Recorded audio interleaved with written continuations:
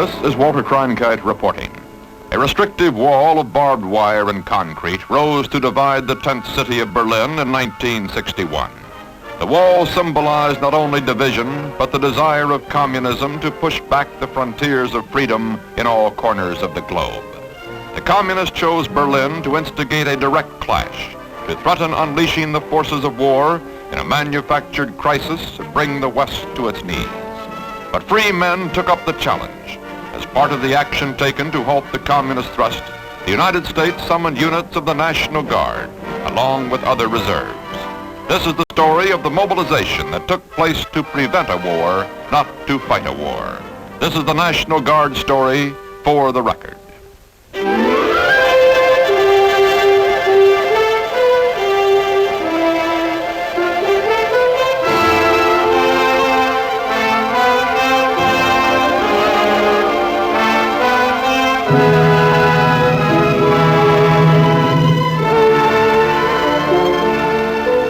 The burdens of the Cold War period passed to new shoulders in January of 1961, while the Soviet Union and Communist China behaved increasingly more hostile. Responding to these worldwide threats, incoming President John F. Kennedy told the American people they must make many sacrifices in a long struggle. In the long history of the world, only a few generations have been granted the role of defending freedom in its hour of maximum danger.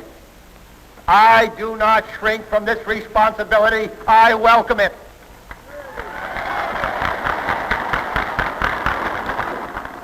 And so, my fellow Americans, ask not what your country can do for you. Ask what you can do for your country. And for a time, the American people would just go about their normal day-to-day preoccupations, a little more aware, perhaps, of increasing Cold War tensions, confident in their country's ability to deter enemy aggression. America's deterrent lay in her widely diversified military capabilities, her ability to unleash pulverizing power at a moment's notice. Technology brought new and amazing weapons progress, but the requirements of the Cold War also brought forth a need for strengthening conventional military forces. In the nation's capital on July 25th, President Kennedy moved to bolster our conventional warfare fighting capacity. He called on the National Guard and other reserve forces to stand by for a possible call to active duty. He went on to say this. And let me add that I am well aware of the fact that many American families will bear the burden of these requests. Studies or careers will be interrupted. Husbands and sons will be called away. Incomes in some cases will be reduced. But these are burdens which must be borne if freedom is to be defended. Americans have willingly borne them before, and they will not flinch from the task now. During the hot summer months, the Berlin crisis smoldered and threatened to erupt in full flame. The communists built their wall to imprison Germans in the Soviet sector and to threaten liquidation of Allied rights in the divided city. Now it was time. The United States would respond. From the Pentagon, word was flashed to the governors of the states and to state adjutants general, advising them of specific units of the National Guard needed to help put the active army on an immediate combat footing. Unit commanders, in turn, received their orders and passed the word along to the men. For the fifth time since 1916, the wheels of mobilization were rolling for members of the National Guard.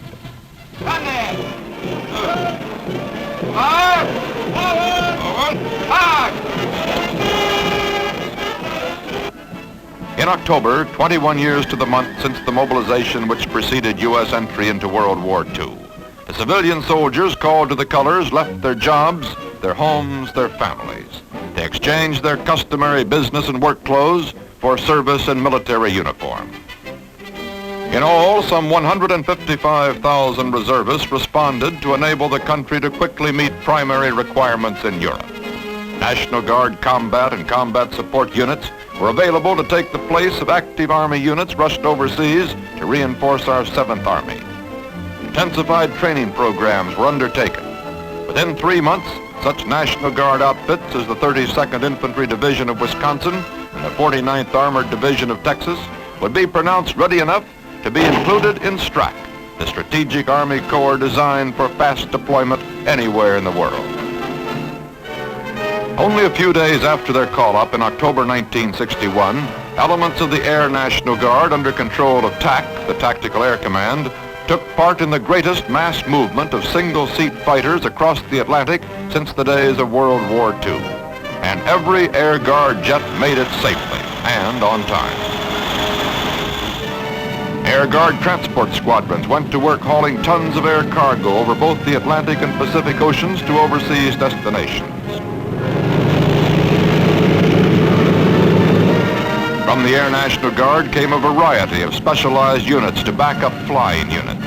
Air Guardsmen deployed to bases in France and Germany helped build up tactical air support forces in NATO virtually overnight.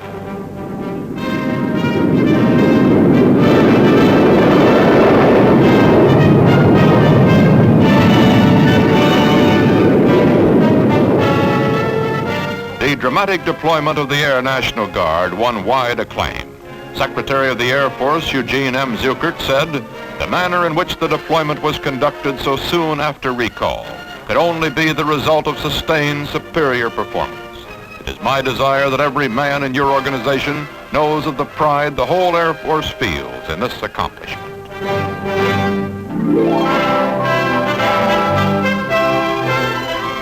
In the dark days of the crisis in Berlin, the 3rd Armored Cavalry Regiment left its home station at Fort Meade, Maryland, and loaded aboard troop transports for the trip to Europe. This was one of the units which helped bring the 7th Army up to combat strength.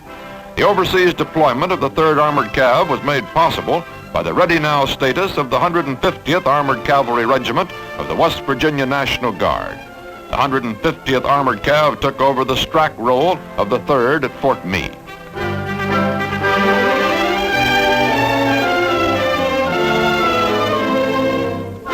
During the winter of 1961-62, 3 reinforced battle groups of the 4th Infantry Division from Fort Lewis, Washington, were flown to Germany to take part in maneuvers, exercise Long Thrust.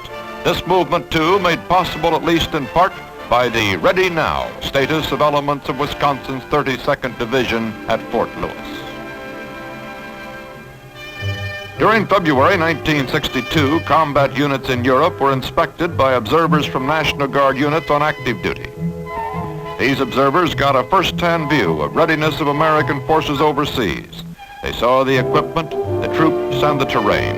They saw the wall, and they returned to their units to tell what it was all about. At Fort Devens, Massachusetts, guardsmen of a signal battalion asked questions about the wall which now divides the city of Berlin. Talk about this wall. Everything seems to center around the wall. Just what is this wall? How big is it? How far is it? The wall is it's about, I would say, 6 feet high, about 12 to 18 inches thick, concrete. And then on top of it, you've got about an 18-inch layer of brick, which holds these barbed wire stanchions, which prevent anybody from leaping actually over the wall, because if they weren't there, you could probably pole vault that thing. And this wire is put up there mainly for that reason. But this wall goes through only East and West Berlin. When it gets out to the countryside, it thins out to a barbed wire fence along the border, which divides East and West Germany. Back at Fort Meade, a sergeant had this report to make. The situation over there is critical, and they felt that they could get us trained quicker than they could call new men up and get them trained for active duty. And in a day room at Fort Bragg, North Carolina, members of another National Guard unit listened. The provocations are there. You've probably seen the British armored car escorting the young boy to school in Spandau each day. Little things like that, the nibbling away, they're trying to do it. It's a very grim line, this wall of shame, as they call it, that divides the 2 sections of the city. We're in Berlin to stay. We're not going to back out. We won't give them a foot. Any time that we spend here putting ourselves in a state of readiness is a fine thing. I think it's something that should be done. President Kennedy, meanwhile, had made it crystal clear just why members of the National Guard had been called to the colors in a situation short of a shooting The war. reason we called these men is that there is a direct clash of interest in a major area, which is Berlin and West Germany. There also is increased tension in Vietnam.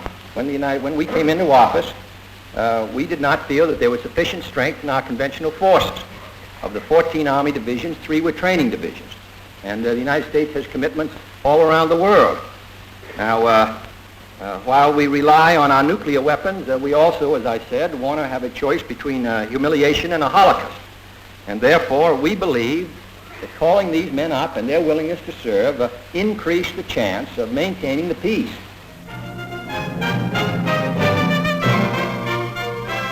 And a war was prevented, at least in this particular moment of great crisis. Officers and men of the National Guard had helped answer the communist challenge. They had made sacrifices, but this has been the way with Guardsmen for over 3 centuries. They filled a vital role in a critical period, and they did the job they'd been trained to do. They played a part in showing the communists that we mean business.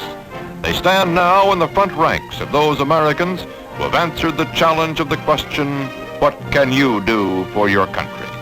In the 1961 call-up, men of the National Guard showed what they could do for their country.